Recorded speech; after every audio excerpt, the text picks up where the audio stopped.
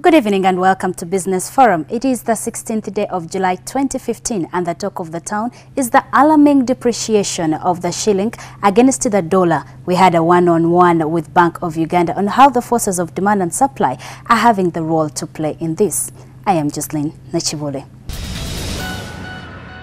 The depreciation of the shilling continues to threaten Uganda's economy, with the dollar being bought at 3,255.22 and also sold at 3,265.22. Economists say this depreciation of the shilling is an attribute to forces of demand and supply, and short-term occurrences should not worry Ugandans but rather focus on the long-term benefits. Details in this report.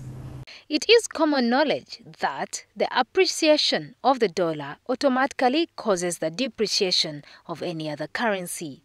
USA is expected to increase its interest rates in the near future, a reason that has increased investments in the US economy and given the fact that the dollar is the world's major currency.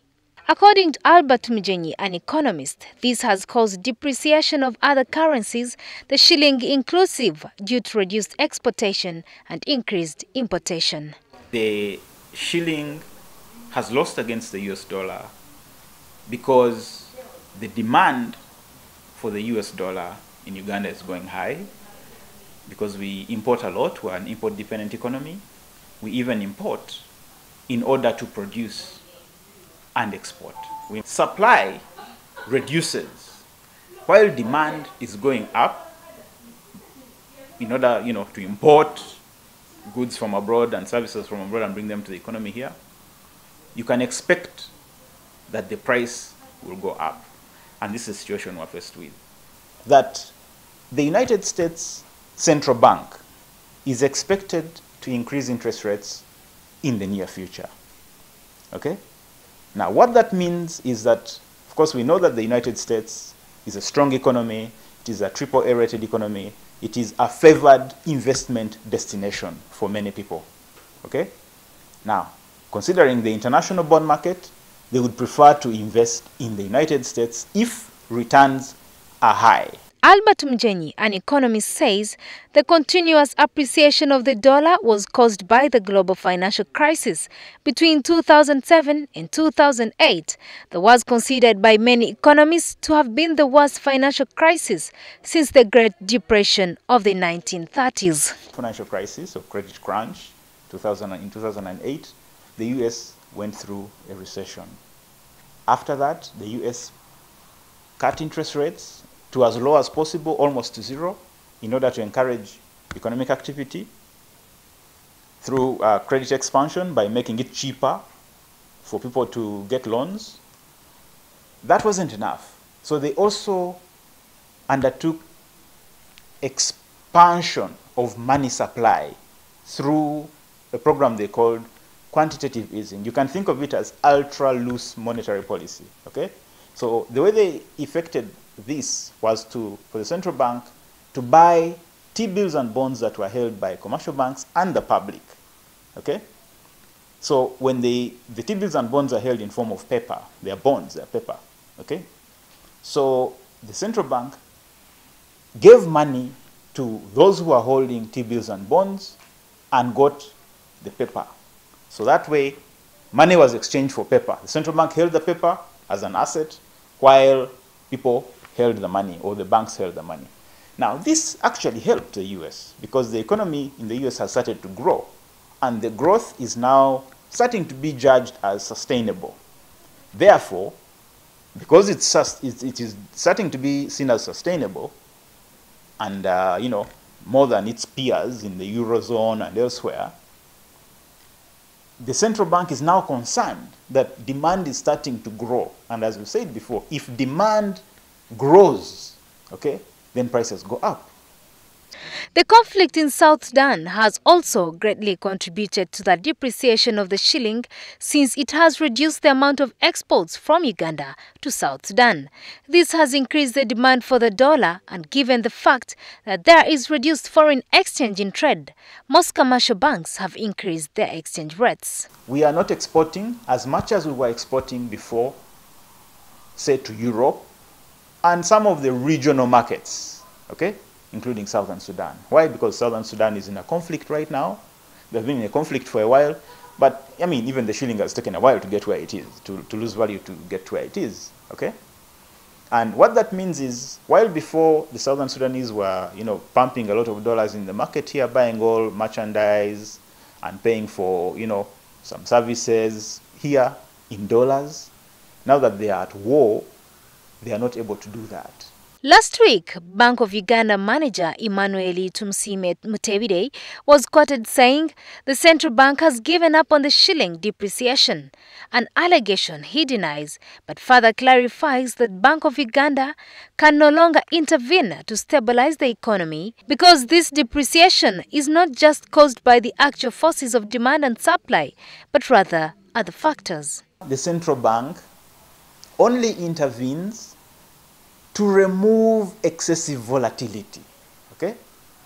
Now, some sections of the media misunderstood this and said, we released the headline saying, the bank has given up on the shilling. There's a mass movement of money from the rest of the world to the United States in anticipation of higher interest rates. So that is one of the reasons why supply of dollars has reduced. Supply of dollars has reduced, okay? In the Ugandan market, demand is strong and anticipated to even grow stronger. And how is demand strong? We know that Uganda imports a lot of raw materials and intermediate goods, as I'd said before, even to produce and export. Furthermore, the government is undertaking an expansion of infrastructure, okay, investment.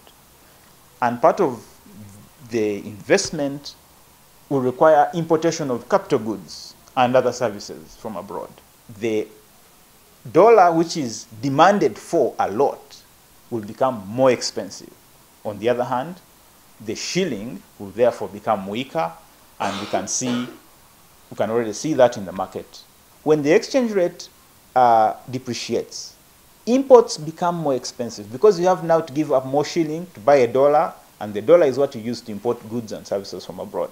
So because imports become expensive, there is an opportunity for local manufacturers to fill that gap that has been created by local produce. Bank of Uganda further encourages manufacturers to produce more to close the gap that has been created by limited produce, which in the long run reduces dollar inflow that increases the demand, thus causing currency depreciation. There is a constant rise of the fuel prices as the shilling continues to depreciate against the dollar. Fuel prices have shot from the averagely known 2,700 shillings to an average of 3,600 shillings. This is greatly affecting people unknowingly. Details in this report. Fuel prices in the country are in hype since last week. This is an outstanding setback to the transport sector that needs to be scanned thoroughly by the business fraternity. Currently, fuel pump stations are operating at an average of 3,600 shillings, which is a worrying trend, but not only to the drivers, but passengers at large. Tufunye obuzibu, amafuta geeyongedde, buli kintu kyonna kyeyongedde. Emmoloka zitukalubirira entambuza yaazo. Tulina obuzibu, emmoloka buli kiseera bazikwata ebweru, ate nga amafuta gali ku bbeeyi nnene nnyo. Ffe tukyasobola kukola era bye tukola tebikyalimu, tukola bubi. The final burden, however, is borne by the passenger, as the business personnel only reacts in effect to the financial status of the economy. Fuel, the hike in fuel means passengers are going to suffer because, of course, there is no vehicle, there is no van that will consume juice or water. No. So it is just an appeal to government. If maybe it has a way it can reduce, or it has a way it can, calm down.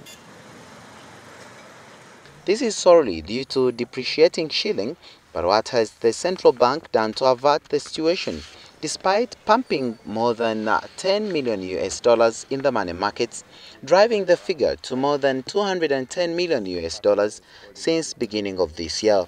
I think, in fact, It was unfortunate when we saw in the papers that Governor Bank of Uganda made a statement when he was meeting the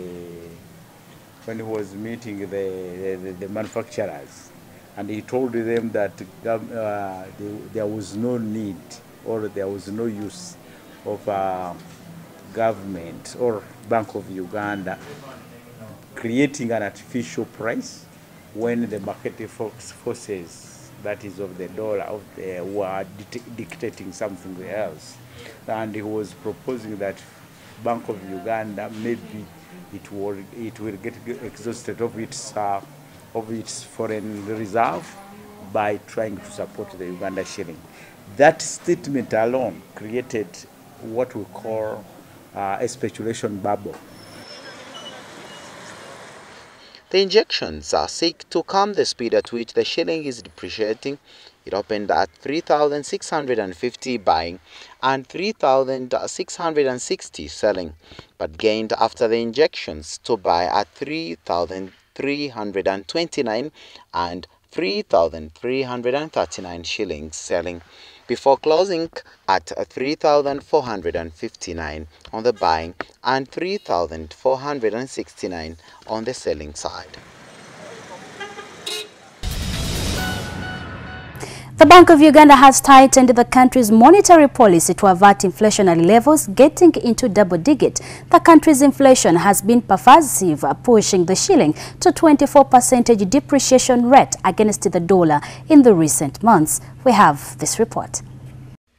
The annual core inflation has been at 4.9% point, which has encountered subversive public outcry as general prices continue to bump up. Regarding the financial year 2014-2015, the average annual headline inflation is 2.7% compared to the 6.7% that was recorded for the financial year 2013-2014. One may view this as a dignified status, but not with the commodity prices that makes necessities barely affordable. The hike in fuel means passengers are the ones to suffer because, of course, there is no vehicle, there is no van that will consume juice or water, no. So it is just an appeal to government. If maybe it has a way it can reduce, or it has a way it can, calm down. The monetary policy of Bank of Uganda has hence been tightened over the last 3 months, purposively to reduce liquidity circulation and minimize aggregate demand, as to improve balance of payment positions. Because of the exchange rate depreciation, we are seeing pressure and passing through. We are likely to see inflation rising much faster. So we started really taking action. So basically what you're telling us is reaffirming what we already told you 3 months down the road. So when you're talking about pass-through, that is really the impact we are saying. On the daily purchase, we should have told you that so long as we have exchange rate volatility, then we stay off the market. And I think since, was it mid-June, we haven't been in the daily purchases. Despite all the measures that have been put in place to curb demands for imports, the practice has been kept on the constant. Uganda Bureau of Statistics' latest release, however, indicates that the real GDP has improved by 5.0%, thanks to the domestic demand that continued to uphold economic growth despite weaker exports. Responding to the continued depreciation of the shilling against the dollar, Nakibuule proposed a possibility of a round-table dialogue with the government to establish a likelihood of eliminating certain projects to liberalize the shilling and restore a leveled performance. We may have to discuss with the government the phasing of some projects, if that is necessary, if the circumstances dictate. On a lighter note, however, the bank reserves is still sufficient with about $2.875 billion, regardless of the more than $10 million that was pumped in the money markets, driving the figure to more than $210 million since beginning of the year. Business Forum takes a short breather and we return with Let's Talk Exports.